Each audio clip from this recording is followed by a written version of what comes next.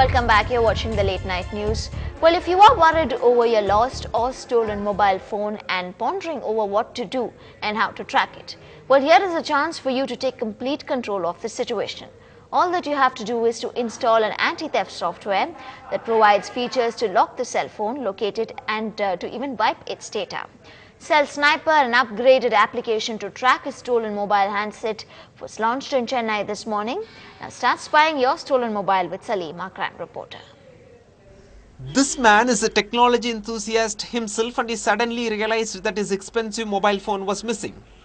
Though a bit worried, he was confident of tracing it because the phone had an anti-theft software. While using another mobile phone, he not only found the missing mobile but also the thief. One can trace. A trace is a very important feature. Now, normally, whenever it sits on the phone, one can just send a normal SMS, so it will respond you back with the current location. This is how it's going to help. Cell Sniper is an advanced anti-theft software for mobile phones. It works on the Symbian operating system. A text message sent to the missing phone deletes all information stored by its owner and receives the details about the phone's location, cell ID, and country ID. The anti-theft software also allows access to calls and messages made from the lost phone, which helps to get information about its illegal user, track the phone's movements, and even lock it remotely. Though the software appears to be useful, experts say its success depends on its pricing. 1499 ரூபாய் MRP ஒரு பெரிய விஷயம் இல்லைங்க. அதுக்கு தகுந்த மாதிரி அதில் நிறைய ஃபீச்சர்ஸ் அதில் இருக்குது. மொபைல் ஃபோனோட ஆப்ரேட்டிங் சிஸ்டமும் இன்னும் அந்த யூசர் சிஸ்டமும் எங்களுக்கு இன்னும் எங்களோட சாஃப்ட்வேருக்கு கோஆப்ரேஷனாக இருந்துச்சுனாக்கா நாங்கள் கண்டிப்பாக MRP லெஸ் பண்ணுறதுக்கு சான்சஸ் இருக்குது. Advanced anti-theft softwares unfortunately are not for free. But with consumer expectations on low-priced solutions, pricing would definitely make a difference to the way a product is received. In Chennai, Salim for NDTV Hindu. And on to some news from the business sector. Well, all big and small garment retailers, wholesalers and manufacturing units will be closed throughout the country on the 7th of March to oppose the excise duty of 10% that has been imposed on them. They will be going on a peace rally in Chennai tomorrow in support of this cause.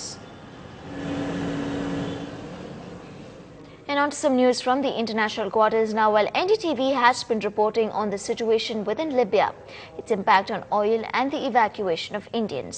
Now, with 18,000 Indians in the country, it's a massive task.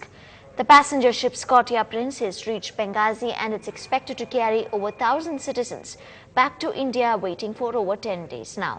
Here is a report of how an Indian school principal is helping embassy officials to get these Indians to safety. In peacetime, it is the export of oil that keeps the harbour in Benghazi bustling and busy. Today, in strife-torn Libya, there is no oil going out, but there is still a sea of people in search of an exit. Among them are thousands of Indians for whom Libya was home. They are now waiting for a second homecoming. It's at this port that this Scotia Prince has arrived to ferry its second batch of Indian evacuees. Some have been here for 10 days, preferring the comfort of the crowd, even strangers, to the fierce fighting they have left behind. Supervising the evacuation on an early weekend morning is this 49-year-old school principal, originally from Gorakhpur in Uttar Pradesh. As the Indian government continues to evacuate its citizens from the war-torn country of Libya, we come across Tabassum Mansoor, an Indian expat settled in Libya for the past 15 years, who has single-handedly charted out an evacuation plan for more than 2,500 Indians stuck in Libya. Foreign Ministry officials, who themselves have now spent a fortnight working round the clock, say that getting Indians out of here would have been impossible without Tabassum Mansoor. अब वो दिन आ गया, आप खैर खैरियत से जाएंगे, अब बीवी बच्चों जिंदगी सलामती रही है, सब लोग सेफ रहे हैं, सबकी सिक्योरिटी भी आप सबका शुक्रिया कोऑपरेट करते। With phone and internet services down, the main nightmare for evacuation plans has been the lack of communication. It was very easier for me to get the information regarding passport numbers and all we could get through internet, but it was totally jammed and we could not. Crises have a way of making borders irrelevant. Many fleeing Indians tell the story of how they were given shelter by Pakistanis they did not even know. Tabassum Mansoor is married to a Pakistani, and even as she sends people home, like a mother sending her kids to safety, neither her nor her husband have any plans of leaving.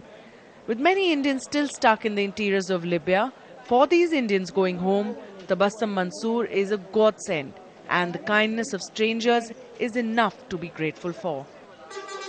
With Manoj Thakur and Ruby Dhingra in Benghazi, Prachi Butcher for NDTV. Well, is India on the wrong side of the history as far as Libya is concerned? Talking to NDTV's Sonia Singh, the Foreign Secretary Nirupama Rao says no, India should be concerned about its own interests before taking a hard stand on the developments in any Arab country. Taking what happened in Egypt recently as well, where you had some criticism that India was slow, they didn't see the writing on the wall regarding the Mubarak regime. And in fact, quoting a cartoon I just saw on The Economist, where they had the Russian and Chinese presidents saying, we will not condemn the heinous crimes of Colonel Gaddafi. And the next cartoon says, because who knows when we may need to use these heinous crimes ourselves. Now, of course, that's The Economist, so it's a completely different viewpoint. But is India running the risk of being on the wrong side of history? Taking both the Egypt examples and Gaddafi, where we may react or say, oh, it's welcome a dictator going, but when it's too late or when we're not taking the lead in it. I think we should see it through our prism, and we should be guided by our interest and our, assessments of such situations. Can you tell me which government in the world was able to forecast or to foretell what was going to happen in the Arab world? I think the whole turn of events came suddenly, and it came like a huge outpouring, a huge, a tidal wave, as it were, of protests. It took some time for us to make our judgments about this. I don't believe we were on the wrong side of history. In fact, the Egyptian government and the Indian government, the new government, we have very good relations. I had an excellent meeting with the Egyptian ambassador yesterday, and we were exchanging notes about the situation and, how they saw it and how we looked at it. So, we have a very time-tested relationship with countries like Egypt. Sure. It's not going to be shaken, by what has happened recently. Moving on, Indian defense scientists today took an important step in developing a credible ballistic missile defense system for the country with the successful test of an advanced air defense, that is AAD, interceptor missile. The test was conducted at the integrated test range in Chandipur in Orissa this morning. The interceptor, launched from the Wheeler Island in Orissa, successfully destroyed a modified Prithvi missile posing as a hostile enemy missile that was 16 kilometers above the sea level. This was the fifth test of the interceptor missile. Well, as the Supreme Court is set to deliver its verdict on whether Aruna Shanbag should be allowed to live or die, the nurses who have been involved in her care for over 3 decades now speak out for the first time on camera. They say as long as Aruna has people to care for her, she should be allowed to live. I don't want her to be killed like this. A plea for Aruna's life from an old friend. Sister Pramila Kushe, now 80, was at KEM hospital when Aruna was attacked 37 years ago and was among the first to see her that terrible morning. Aruna was there in sitting position, chain around her neck. Her tears were running from the eyes, really speaking. And her lips were just as if she wanted to say something, but no word was coming out. It's KEM hospital's nurses that have lovingly cared for Aruna for over 3 decades. They take pride in the fact that she never had any bed sores. In fact, in the past, when one dean moved her to another hospital, the nurses struck work to bring her back. Matron Durga Mehta was among those who cared for Aruna for 20 years before retiring. She voices what the nurses feel. Despite her vegetative state, Aruna can still communicate and respond in her own way. I talk to her, Aruna, how are you? She just looks, she can't talk, so she just makes no, and that. As soon as the one food is taken to the mouth, she used to open the mouth. Almost every nurse at KEM hospital has been put on Aruna's caretaking duty one time or the other in her career. Hence, they now all feel personally involved as they wait for the verdict. Under strict instructions from hospital authorities not to speak to the media, all they can do now is hope for the best, silently. In Mumbai, Prachi Zavadekar Wagh for NDTV. Moving on, the youngest of the Gandhis, BJP MP Varun Gandhi has married his graphic designer fiancée Yamini Roy Chaudhary in Varanasi. Family members from both the sides attended the pre-wedding rituals and a simple ceremony at a temple this morning. Varun had invited his cousins Priyanka and Rahul and his aunt Sonia Gandhi for the ceremony, but no one from Sonia Gandhi's family were present there. This is the first wedding in the family after Priyanka's marriage. सब लोगों का आशीर्वाद चाहिए पूरे देश का। यहाँ पर आने का, यहाँ पर इस वैदिक रीत से शादी करा के कितनी खुशी महसूस हो रही है? बहुत खुशी हुई। ये तो हिंदुस्तान का हृदय है और हम लोग बहुत खुशकिस्मत है कि हमको मौका मिला। Well, going back to our top news now, Chief Minister Karunanidhi has spoken 24 hours after he decided to pull out of the UPA government at the centre. He says the Congress's demand for more seats was one of the reasons for the DMK's exit. உண்மையான காரணம் என்ன? மூணு இடம் தான் difference சொன்னாங்க. அதுதான் காரணமா வேற ஏதாவது காரணம் இருக்கான்னு கேட்கல. அதுவும் ஒரு காரணம்.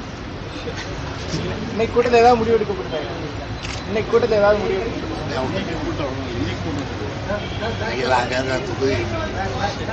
சரி வாங்க வாங்க. Meanwhile, MK Alagiri has spoken out as well. He is one of the ministers who is going to submit his resignations tomorrow. He says they wanted to come away from the Congress's alliance and that this will not affect the DMK's performance. Congress இன்னும் வரும் பேசும்னு எதிர்பார்த்தீங்களா இல்ல கூட்டணி? நான் எதிர்பார்க்கல. இந்த கட்சியோட இது performance பாதிக்குமா? அதனால ஒன்றும் பாதிக்காது. நாங்களே வெளியே போறோம். அப்புறம் என்ன